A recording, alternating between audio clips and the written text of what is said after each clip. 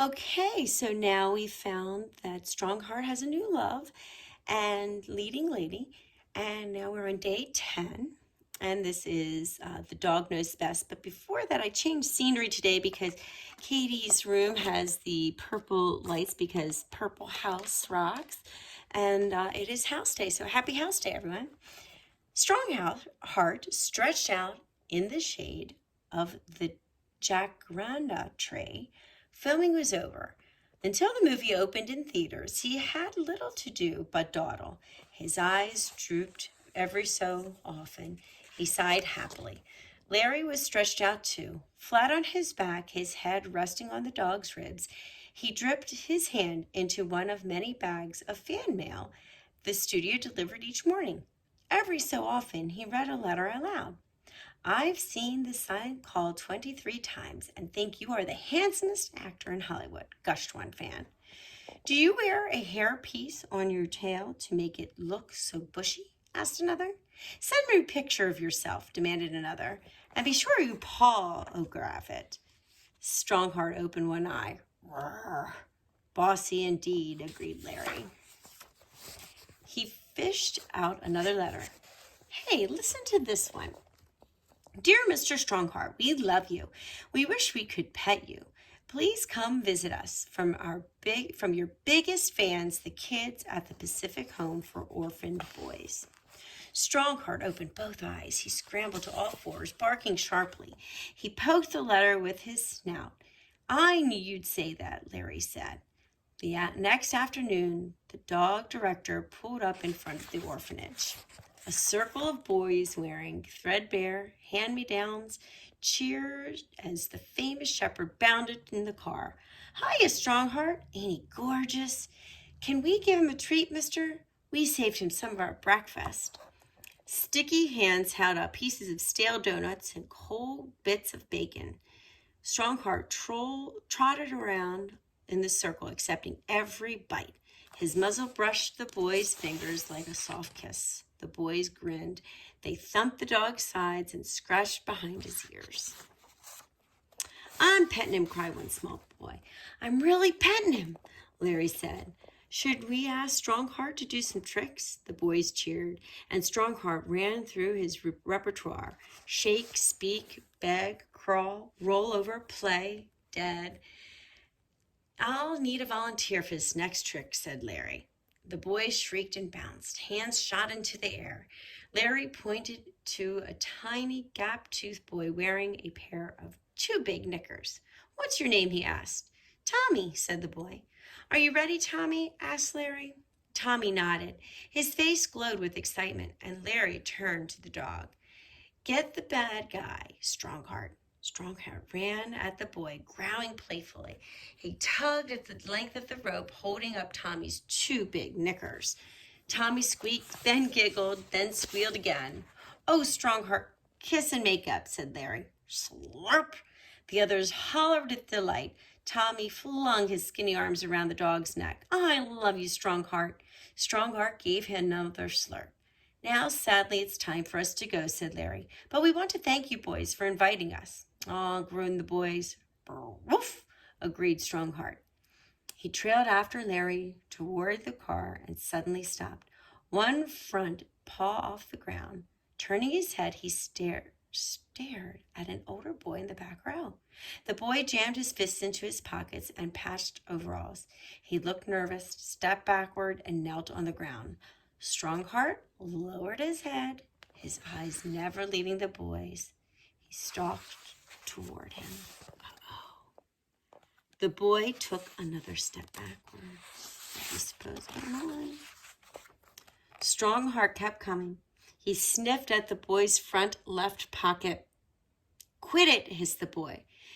Get lost. Strongheart jumped. Big paws pressed into his bony shoulders. Get off of me, you galoot, cried the boy. Larry rushed hard. Strongheart, down. The dog did not obey. Down, Larry shouted again. Strongheart refused. He stared into the boy's face with unblinking eyes. What do you want from me? The boy's lower lip trembled. Strongheart hopped down. nosed the boy's front left pocket, and hopped back up. The boy's hands were buried in the dog's fur now, clutching and clinging. Strongheart's tongue dabbed his wet cheeks. The boy rubbed his face against the dog's. At last he sobbed, I'm sorry. And with the last lick, Strongheart got down, and he gave the boy a gentle nudge forward. The boy sniffled. Hand trembling, he reached into his front pockets and pulled out a wallet. He gave it to Larry. It's yours, he confessed. He lowered his head.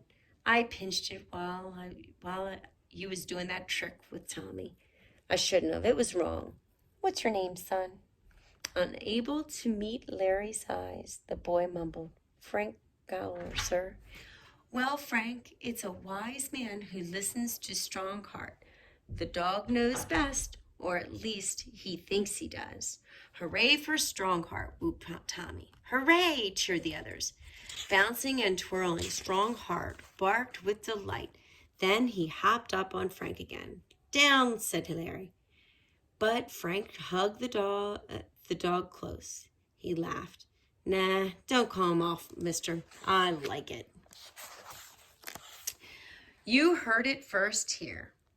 They could see the majestic movie palace from 3 blocks away.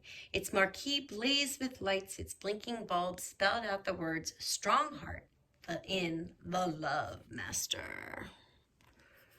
In the back seat of the limousine, Mrs. Vanderbeek sniffed.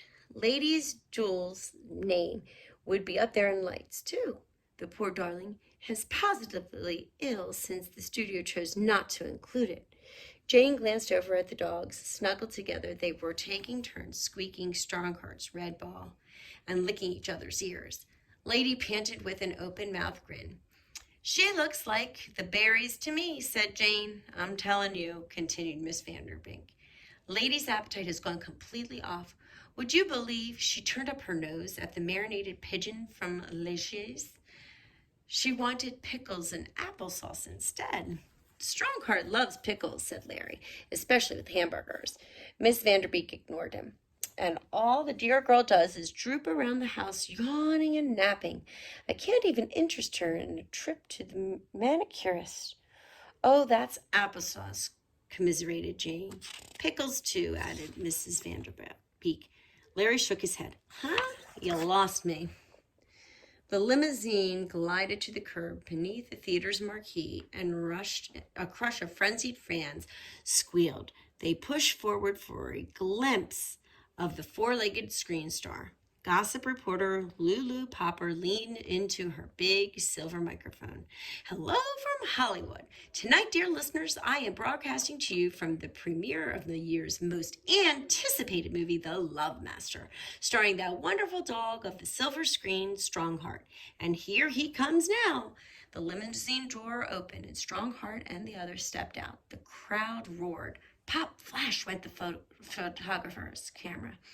Doesn't he look marvelous, reported Lulu, sleek and muscular, his coat a burnished black and tan.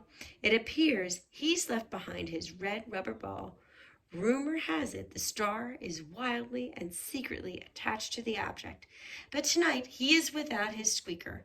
Could it be that he has grown wildly attached to something or someone else? On the red carpet, Strongheart and Lady turned and posed. Pop, flash. And there's the movie co-star, Lady Doyle. Isn't she a beauty? No wonder why the king of dogdom has fallen head over paws in love. That's right, friends. You heard it here first. Sources tell me that during the making of this film, the real romance blossomed between the two. Pop, flash. Let's see if we can get an exclusive interview. Lulu waved a white-gloved hand. Yoo-hoo, Mr. Strongheart, Mr. Strongheart, won't you please answer a few questions for the millions of fans listening from coast to coast? Leaving his group behind on the red carpet, Strongheart trotted over to the gossip reporter. He held out his paw. Friends, you won't believe it. Lulu purred into the microphone. I'm actually shaking hands with the Prince of Pooches. Believe me when I say I may never wash these fingers again. Strongheart raised his muzzle. He sniffed the air. Let's not beat around the bush. Are there rumors true? Are you and Lady Jewel in love? Oh, he growled. Now look, dear, I always ask personal questions. No need to get touchy. Strongheart wiped his head and around and scanned the audience. A savage look came into his eyes. His tail stiffened. Tell me, when do you and Lady Jewel plan to tie the knot? I must be the first to know. Strongheart's lips curled to a snarl, and the hair on his neck and shoulders rose. He crouched. You might as well spell it for your fans. Strongheart's teeth flashed, and he lunged into the crush of moviegoers, scattering them like startled sheep. His eyes looked on curiously. A tall, wobbling woman in her high-heeled shoes. Shoo, she grunted in a deeply manly voice. Grrr, replied Strongheart. Leaping, he snatched the curly blonde wig from her head to expose Leroy Twitchy Malone, the notorious bank robber, squealed Lulu. What a scoop! Twitchy turned and shoved his way through the crowd. The scoop is escaping, cried Lulu. Strongheart charged, catching the bank robber by the ankle. He knocked him flat, and then, grabbing one of his arms, he tipped Twitchy Malone over and stood on his chest. Fangs bared and snarled. Pop, flash.